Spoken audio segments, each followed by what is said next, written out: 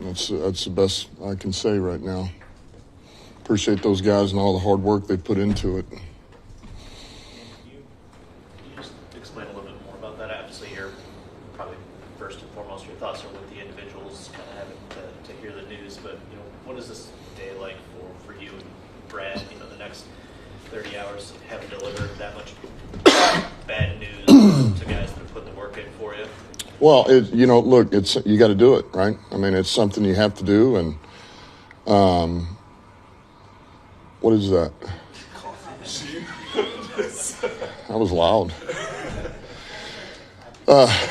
Yeah, all good. And so, it's something that has to be done, and you want to do it as respectfully as you can. You don't want to lie to the player. You just tell them straight up, and and it's hard, but it's the right way to do it. So, we do that. Brett and I met last night, and so we'll try to do most of everything today. Hopefully by the end of the day, there could be a couple that we don't get to, maybe last minute tomorrow, but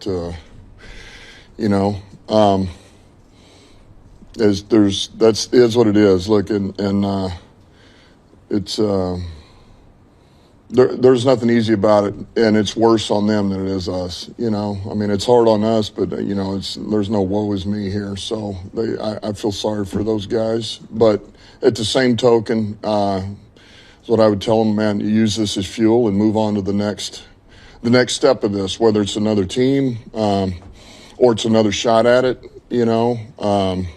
Whatever that is, man, attack the next day and don't let it shake your confidence.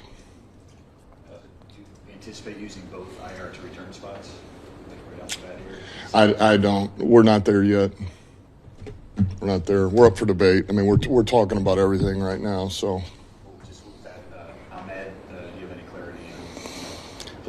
Not right now. I know Brad's going to speak in the end of the week, so I think it'll be a lot clearer when he gets up here. Looking at the roster, what do you expect of the practice squad? It looks like you're going to have some tough cuts. Could you have a really nice practice squad filled with a bunch of guys that could eventually help you out throughout the season? Are you looking real positive at what that might look like?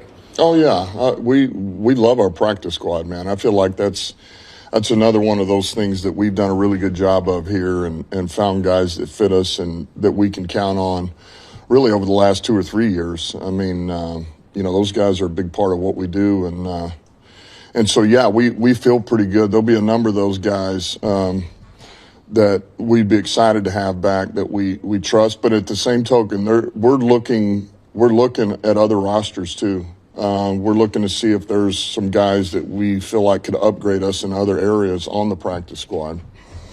So. A little bit of both, the guys you can trust and want to move forward with, and the others that, man, are they not in the building yet, but we need to get eyes on them. You said it's so hard on the players. That's clear. We've seen glimpses behind the scenes, and in every type of business, you shake your hand, hey, maybe we'll talk to you in the future. But you guys made that a reality last year because of all the injuries. Is that maybe a little bit easier to share that belief with some of these guys as they exit, to say, hey, we may call you back in just a couple days, a couple weeks? Well, I think it definitely brings validity to it. I mean, it's not just lip service here. I mean, example of, 2 years ago, well, I guess really it was a year ago, was Pittman, and hey, we wish him the best of luck. We move on. And I said, you never know. We may see you again. Because we know what you're about, we know who you are, and sure enough, we get the injuries, and he's at Jacksonville, we bring him back. So, when we've been around these players, and we feel like there's a need. The easy part is they've been part of our program. They know what we're about. We know what they're about. So, man, you can sign off on that. Then it's just about, do they have anything left in the tank? And do they serve a role, whether it's special teams or offense or defense or whatever. So those guys are always going to be on our list, because they've been through our program, which is big.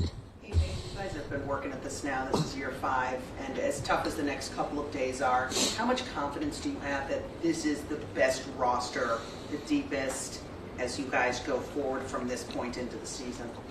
I feel really good about that. I feel like, collectively across the board, this is this looks pretty good, And I would say, yeah, year 5, this is the best we felt about it, kind of top to bottom. And now, that being said, there's still holes. But I bring this up all the time. Every roster has holes. And you'll never have it exactly where you totally want it, but from where we've come year after year, we've taken it another level, and that's a credit to Brad. What Brad's done in the personnel department is outstanding, man. He's just continued to elevate. I bring up the floor. We know the ceiling. Well, we don't even really know the ceiling. There's still so many of these players that are continuing to get better and better that are really good players.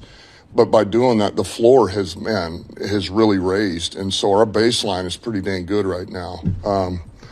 And that's a good thing. You have reinforcements coming, I guess, for lack of a better word, Mm-hmm. and Josh and Malcolm later on in the year. How, if at all, does that impact decisions now?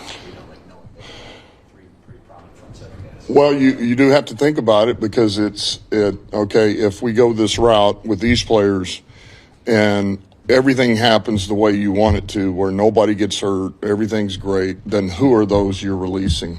All right, so then you release those players. Is somebody else going to claim them? Or would they be there to come back on practice squad? Or would they want to come back on?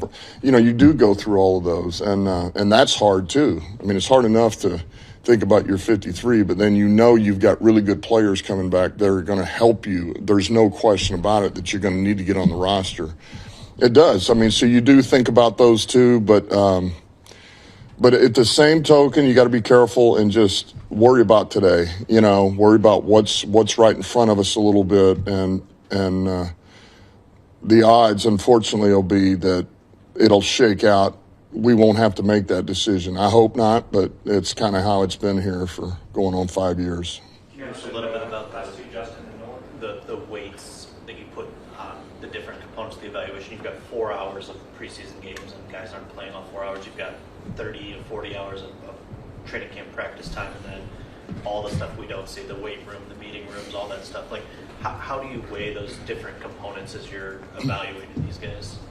I mean, you're going to take the totality of it. Like, I know for me, that's big, man. I want to know start to finish, what did it look like? And was there constant improvement? Do you feel and see development through that time? I think where that would be a little bit, okay, man, the practices look really good. I see that, but all 4 of these games have not been good. That's an issue. Like, I think that's an issue, right? Because all of a sudden the lights are on and we're in real games and the coach isn't behind you and there's no scripts and that's a little bit, that could be a little bit concerning. But I think to answer your question, I think I take it in the whole, man, from the beginning, from start to where we're at now. And I think that's important, that you don't get skewed by like just the Houston game, one game. You got to be careful there. You mentioned the possibility of looking at other players from other teams. When you are so focused on bringing the right guys in and culture and stuff like that, what does the vetting process look like on short notice? It's a little bit hectic, 48 hours. How do you kind of get that done and make sure you know what you're getting in a player? Well, we'll do our legwork. Those guys, we've got enough people that have an idea who that person was, what was their background in college coming out. That's always going to be big. I mean, chances are if it's somebody we weren't real fired up about coming out, then because of character, we're probably not going to look at them if they're available, now. So usually that's already kind of been checked off, and you'll do a little legwork, and then the rest is up to the tape, man. What does the tape look like? Do we feel like that's something that fits our system? Do we feel like we can help them grow and get better? We're excited about the player. That's a lot of it too. I mean, it's hard for Brad and I to bring in guys that we're warm about. You want to feel like you're hot over them because there's somewhere to go, or they have something about them that you feel like you can develop. So that, and look, we're getting to the point now where we feel like our locker room is so good too. We got a great group of guys.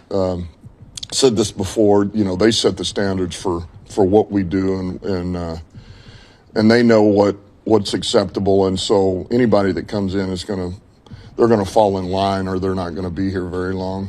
And really quick, last I guess a casual person would say when they first see the Lions, they think of the offense, I guess. I mean, but how much do you really feel the defense has kind of reached that same level, I guess, and when it's healthy and whole, and how much has that kind of been confirmed, I guess, over the last, 4 or 5 weeks? Well, look, it's hard to say. I know from what I've seen in practice against our offense, it looks pretty dang good, but we haven't faced another opponent with a one defense. Now, we've had some joint practices that have looked pretty good. And so I know with where we're at 6 weeks into camp, that I like where we're at. I think the unit is good. I think the personnel is good. I think Shep's done a heck of a job with the system and those coaches. And I think we're in a good place in late August. Do you feel though, like collectively, it's the best group that you've had since you've been here? Yeah, I think it's certainly up there, it's a real good unit. We stay healthy. We continue to grow, get better. We learn from our errors. We've got guys that are playmakers. We got guys that are smart, We can make a lot of checks. We can get in a lot of different calls. We can create turnovers. So we got to stay healthy, and we got to keep getting better. There'll be things that we get exposed on that we got to learn from, and we got to clean up, just like offense. So I like where we're at. And believe me, man, nobody wants to play this in all three phases more than I do. And I want to find out how many different ways can we win games. Like that's let's get good at winning. And I don't care what it looks like. I really don't.